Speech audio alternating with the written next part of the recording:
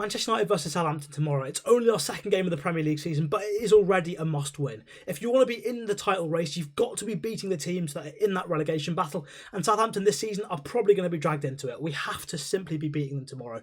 We've got Southampton and Wolves before the international break, and we need to go into that break with all 9 points. Against Southampton, my main things to look out for. Firstly, the start of Raphael Varane. Hopefully, he starts alongside Harry Maguire in central defence, and I think that will happen because Ole will know that Southampton, yes, when we're playing from our own goal kicks and deep in our own territory, they will try and press us and try and force a mistake. But for the most part, Southampton know they're not as good a team as they were a couple of seasons ago. They're going to sit back in their 4-4-2 block, try and be really compact, the nice space between the lines for Bruno Fernandes and Jadon Sancho.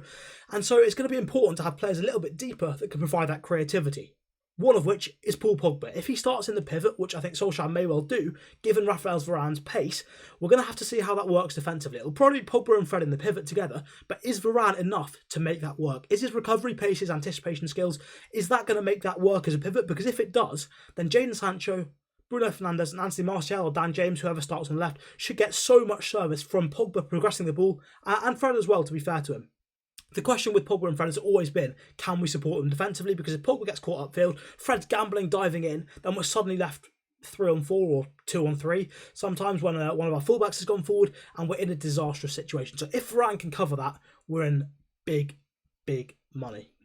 Now, in terms of Southampton, I'm really looking forward to seeing Livramento play. The kid from Chelsea, fantastic right back. He had a really good performance against Everton last week, but tomorrow is a different kettle of fish for him. He'll be up against Jadon Sancho, Paul Pogba, Bruno Fernandes, possibly Dan James or Anthony Martial, and when he goes forward, which he was brilliant at last week as well, he's got to try and get past Luke Shaw. So all respect to him, he was fantastic last week, but it's a different quality of opponent this week. If he can play well again, fair play to him. I mean, I don't know how Chelsea keep doing it, producing these kids constantly that are so good at football. I'm excited to watch him play tomorrow.